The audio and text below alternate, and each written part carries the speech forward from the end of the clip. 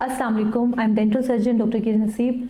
बहुत सारे पेशेंट मेरे क्लिनिक पे आते हैं और वो पूछते हैं कि आप डॉक्टर साहबा बताएं कि इंसान के जो दांत हैं वो नेचुरली कब गिरना स्टार्ट होते हैं। तो सबसे पहले तो आपको ये पता होना चाहिए कि अल्लाह पाक ने हमें two number of set of teeth दिए हैं।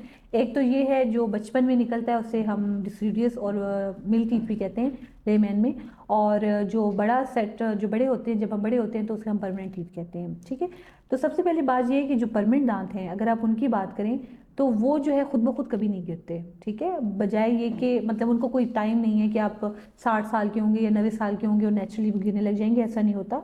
उस ये हमेशा के लिए दांत आपकी हड्डी में रहते हैं अनलेस अनटिल कोई ऐसा इश्यू ना आ जाए। लाइक बहुत सारे लोग बाहर मुल्क में आपकी जो है विटामिन डी की बहुत ज़्यादा कमी होने की वजह से उनके बोन लेवल बहुत कम हो जाते हैं, फिर दांत हिलने लग जाते हैं और दांत उनके गिर जाते हैं। ठीक है।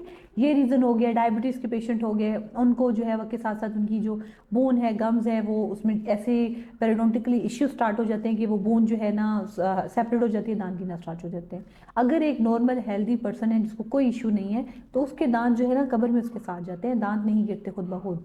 दांत कैविटीज़ की वजह से बड़ों के गिर सकते हैं, किसी डिजीज़ की वजह से गिर सकते हैं, कोई पेरिडोंटल वो अपनी सफाई का ख्याल नहीं रखते, गम्स के इशू हो गए तब दांत गिर सकते हैं। तो ऐसे केसेस में, या फिर अल्लाह माफ़ी कोई मुंह का कैंसर हो गया, कोई ऐसी सिस्ट है नीचे, कोई ऐसा ट्यूमर आ गया है जिसकी वजह से दांत को रिमूव करना पड़ रहा है, हड्डी को रिमूव करना पड़ता है, तो खुद इस तरह के अमल किए जा सकते हैं। अलबत्ता खुद ब खुद कोई ऐसी नहीं है कि आपकी 100 साल की उम्र में बस आप पहुंच गए तो आपके दांत गिर जाएंगे, ऐसा कुछ नहीं।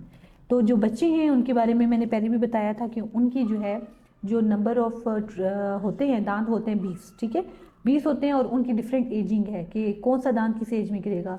6 साल की उम्र में दांत गिरना स्टार्ट होते हैं और ये 12 से 13 साल की उम्र में इनके दांत गिरते रहते हैं। इसी तरीके से 6 साल की उम्र में पहला परमानेंट दांत आता है और 22 साल की उम्र में दांत आते रहते हैं। लास्ट जो परमानेंट दांत है वो 22 साल की उम्र में आता है। तो इसी तरीके से जो 12 से 13 साल की उम्र है उस तक जो है तकरीबन इनके परमानेंट दांत आ जाते होते हैं और 18 से 22 साल की उम्र में लास्ट जो विजडम्स होते हैं वो आते हैं।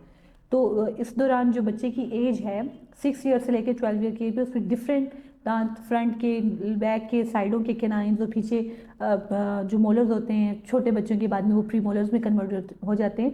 तो वो इस तरीके से डिफरेंट एज वाइज वो गिरते हैं। तो उसके बाद परमानेंट दांत आ जाते हैं।